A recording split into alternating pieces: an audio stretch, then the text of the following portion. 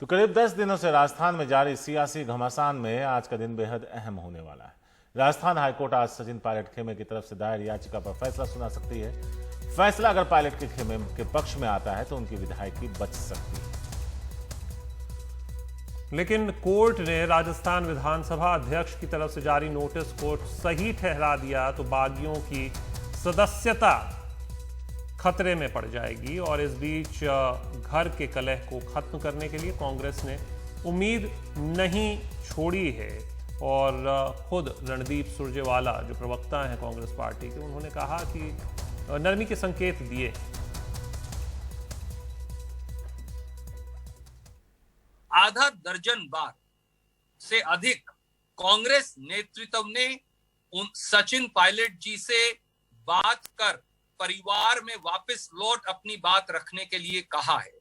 इसके साथ साथ कांग्रेस कार्य समिति के 2 वरिष्ठ सदस्यों ने 8 बार श्री सचिन पायलट से बात की है। अब यह निर्णय उन्हें लेना है कि क्या उन्हें भारतीय जनता पार्टी के मायाजाल और षड्यंत्र में फंसना है, जो राजस्थान के जनमत से चुनी हुई सरकार को गिराना चाहती है भाजपा, या फिर परिवार में बैठकर अगर कोई वैचारिक मतभेद है तो उसे सुलझाना है। हमारे साथ सौरभ शुक्ला जुड़ रहे हैं इस पर ज्यादा जानकारी के साथ। अब से कुछ ही देर में, करीब 1 घंटे बाद इस पर सुनवाई भी शुरू हो जाएगी राजस्थान हाई कोर्ट में। सौरभ, लेकिन ये एक तरीके से कैच 22 सिचुएशन भी कही जा सकती है पायलट खेमे के लिए, क्योंकि अगर फैसला पक्ष में आ जाता है, मैं तब की बात कर रहा हूं, तब तो उन्हें आना पड़ेगा।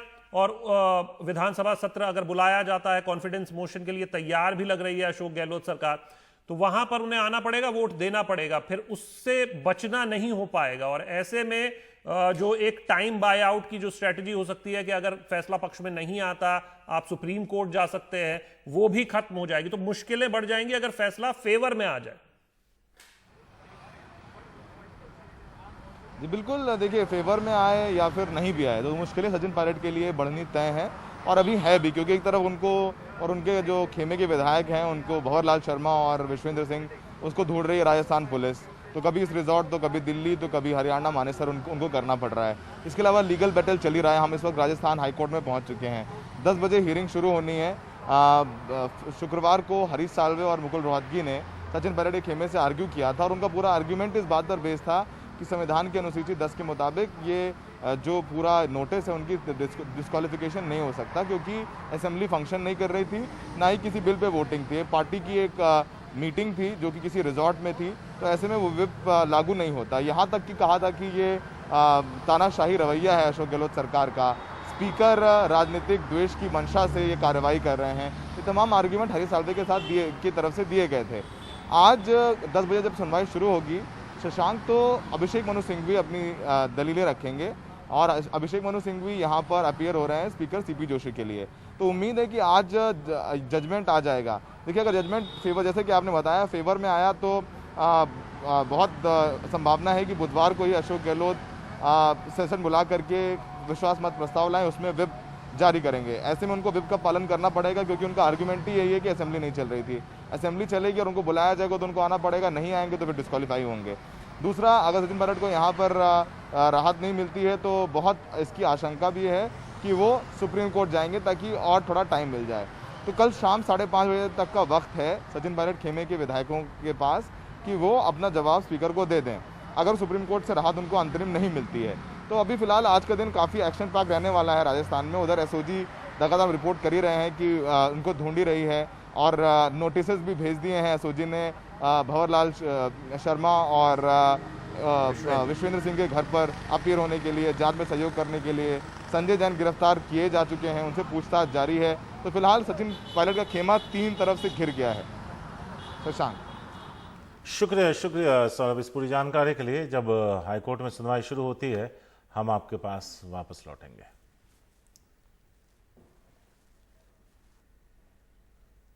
इधर राजस्थान में सत्ता परिवर्तन की साजिश और फोन टैपिंग का मामला भी तूल पकड़ता जा रहा है। इस मामले में जांच के लिए गठित राजस्थान एसओजी की टीम कल रात एक बार फिर हरियाणा के नूंह के वेस्टर्न रिजॉर्ट पहुंची।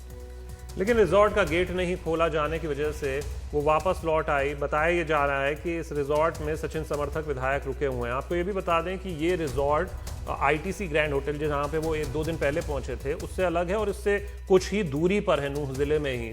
और यहाँ पर एक बार फिर से SOG की टीम पहुंची, लेकिन एक बार फिर से खाली हाथ लौटी।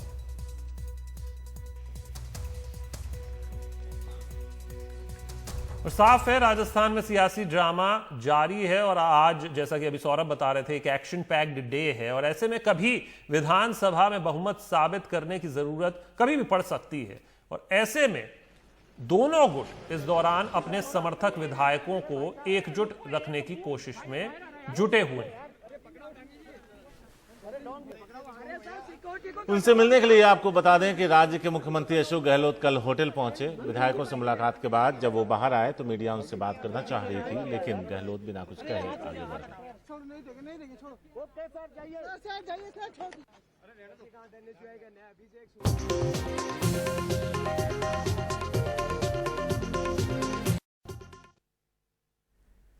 देश में कोरोना के मामले 10,77,000 पार कर गए और अब तक 26,816 मरीजों की मौत हो चुकी है।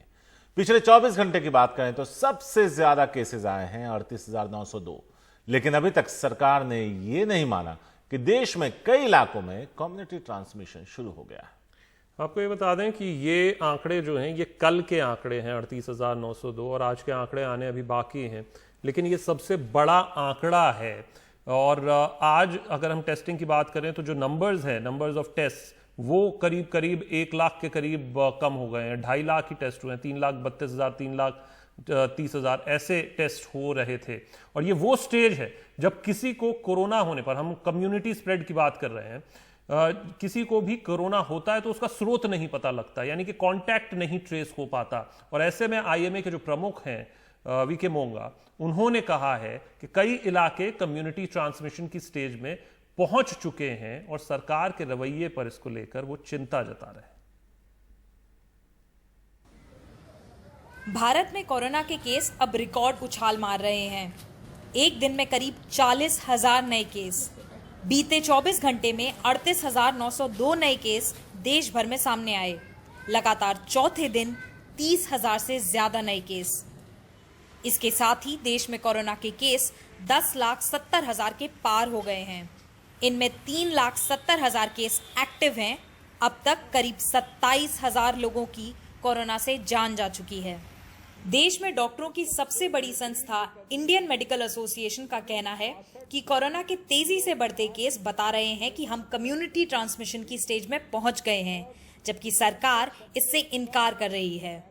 Community spread is when you are not able to locate the source of the infection. In Delhi, we were doing contact tracing, but now all over the country, there is no contact tracing. It is for the government to answer that why are they not declaring it as a community transmission. बीते 24 घंटे में corona के सबसे ज्यादा case Maharashtra, Tamil Nadu, Karnataka, Andhra Pradesh और असम से सामने आए। कर्नाटक में भी हालात खराब हो रहे हैं। वहां एक दिन में सबसे अधिक 4,537 नए केस सामने आए। कई जानकारों का कहना है कि कम्युनिटी ट्रांसमिशन भले ही पूरे देश में ना हो, लेकिन कुछ राज्यों में तो हो ही गया है। भारत एक बहुत बड़ा देश है। यहाँ पे दुनिया की 17% पॉपुलेशन रहती है, 1/5 ऑफ द ह्यूमैनिटी इंडिया के अंदर रहती है। तो एक तरह से भारतवर्ष एक देश ना होकर के एक सब कॉन्टिनेंट है, जहाँ पे कई सारे स्टेट्स हैं, कई सारे सिटीज हैं, डिस्ट्रिक्ट्स हैं, और एक स्टेट में भी उतने लोग रहते हैं जितने की दुनिया में किसी देश में रहते हैं। इसलिए इस चीज़ को जनरलाइज करना कि हमारे देश में कम्युनिटी स्प्रेड हो रही है, ये कहना बहुत मुश्किल है। हाँ, ये देखा गया कुछ स्टेट्स के अंदर, जैसे कि दिल्ली है, महाराष्ट्र है, गुजरात है, तमिलनाडु, जहाँ पे देखा काफ़ी केसेस हुए जहाँ पे हम कॉन्टैक्ट्स को ट्रेस नहीं कर पा, और पॉसिबली वहाँ पे कम्युनिटी स्प्रेड हो रहा है। इंडियन मेडिकल एसोसिएशन के मुताबिक चिंता की एक और बात यह है कि संक्रमण अब तेजी से ग्रामीण इलाकों की ओर फैल रहा है। Now the disease is going into towns and villages. Now it is going into the deeper parts of the country where once it spreads, it will be very, very difficult to control it, to diagnose it, to test it, and even to isolate it. पर केंद्र सरकार ने आज इस बात पर जोर दिया कि हमारी मृत्यु दर इस समय 2.4% है, जो दुनिया के कई देशों के मुकाबले बहुत कम है। और 14 ऐसे राज्य हैं भारत में जहां पे मृत्यु दर 1% से भी कम है। नई दिल्ली में कैमरा पर्सन पवन कुमार के साथ सुकीर्ति द्विवेदी, एनडीटीवी इंडिया के लिए। महाराष्ट्र का जिक्र करते हैं, वहां पर कोविड-19 से जुड़ा अपडेट क्या है वो बता देते हैं। पिछले 24 घंटे यानी कल का जो दिन था वो महाराष्ट्र में सबसे ज्यादा संक्रमित दिन रहा। 9,518 केस, जो अब तक का सबसे बड़ा आंकड़ा है महाराष्ट्र का, वो कल दर्ज किया गया है। इस दौरान 258 लोगों की मौत हुई है। कोरोना के मामले 3,01,000 को पार कर चुके हैं। मुंबई में 1 लाख का आंकड़ा पार हो चुका है। 5,714 लोगों की मौत हुई है। मुंबई में पिछले 24 घंटे में 1,038 नए मामले सामने आए, 64 की जान गई।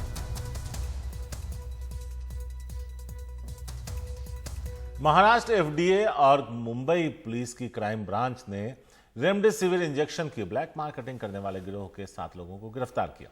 आरोपी रेमडेसिविर का इंजेक्शन जो 5400 रुपए का आता है, 30,000 रुपए का बेच रहे थे। आरोपियों के पास से रेमडेसिविर के 13 इंजेक्शन बरामद हुए हैं।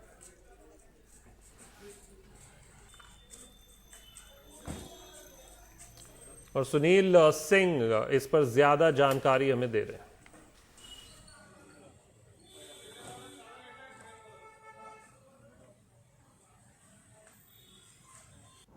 देखिए, स्वाभाविक तौर पर इसकी मांग बढ़ी है, यानी कि डॉक्टरों ने प्रिस्क्राइब करना शुरू किया है और यही वजह है कि लोग जो है इसे खरीदना चाह रहे हैं, लेकिन चूंकि ये खुले बाजार में अभी उपलब्ध नहीं है, कुछ खास डीलर्स को ही इसकी अनुमति दी गई है, इसीलिए ये समस्या पैदा हुई है और जिसका फायदा लोग उठा रहे हैं। ये जो मामला सामने आया है मुंबई का, ये मुलुंड के एक मेडिकल स्टोर में काम करने वाले शख्स से इसकी शुरुआत हुई। वो उसने बेचने के लिए का एक ऑफर दिया, जो एफडीए के पास इस बात की सूचना मिली और एफडीए ने फिर एक फर्जी जो है ग्राहक भेजकर 2 लोगों को बुलाया और जब वो बेचने आए तब रंगे हाथों पकड़ लिया। तो 5,400 का जो इंजेक्शन है उसका वो 30,000 रुपया ले रहे थे। लेकिन इसमें बड़ी बात उभर कर तब सामने आई कि इसके बाद जब पूछताछ शुरू हुई तो एक दर एक परतें इसमें खुलती गई और इसमें बहुत ढेर सारे जो आरोपी हैं वो किसी फार्मा डिस्ट्रीब्यूटर से कंपनी से जुड़े हुए हैं, जैसे कि सिप्ला का जैसे इंजेक्शन है तो वहाँ से जो डिस्ट्रीब्यूटर जुड़ा हुआ है उसके यहाँ काम करते हैं, या दूसरी जो कंपनी है उसके साथ काम करते हैं। तो सारे जो है वो यानी कि जो चीज़ें आ रही हैं उसमें से वो कुछ चुरा रहे हैं स्टॉक में से, और स्टॉक में से चुरा के वो उसे फर्जी तौर पर, या हम कह सकते हैं कि ब्लैक मार्केटिंग में कालाबाजारी उसका कर रहे हैं। जबकि इनके पास जो व्यक्ति सामने आता है, अप्रोच करता है, उसके पास बेचने का कोई लाइसेंस नहीं होता है, लेकिन वो अप्रोच करता है लोगों को और लोगों की मजबूरी का फायदा उठाते हुए इस तरह से ये गोरख धंधा चल रहा है, बड़े पैमाने पर चल रहा है। कई अस्पतालों के भी नाम इसमें सामने आ रहे हैं, लेकिन अभी तक कुछ ठोस कार्रवाई कहीं होती नहीं दिखाई पड़ती है। और अब वक्त है आपको एनडीटीवी इंडिया के उस खास सेगमेंट यूट्यूब चैनल पर, जो हमारा चैनल है एनडीटीवी इंडिया का, उसके लिए हम आपको 5 खबरें दिखा रहे हैं। उस पोल में हिस्सा लीजिए और बताइए कौन सी खबरें आप विस्तार से देखना चाहते हैं। पहली खबर, बागियों की किस्मत का फैसला, आज राजस्थान हाईकोर्ट में सुनवाई। नंबर 2 पर फोन टैपिंग केस, रिजॉर्ट से खाली हाथ लौटी एसओजी। नंबर 3 पर विकास दुबे इनकाउंटर, सीबीआई जांच पर सुनवाई आज सुप्रीम कोर्ट में। भारत में कोरोना का सामुदायिक संक्रमण, आईएमए चीफ ने कहा। और आखिर में आईसीसी की बैठक में T20 वर्ल्ड कप और आईपीएल पर फैसला।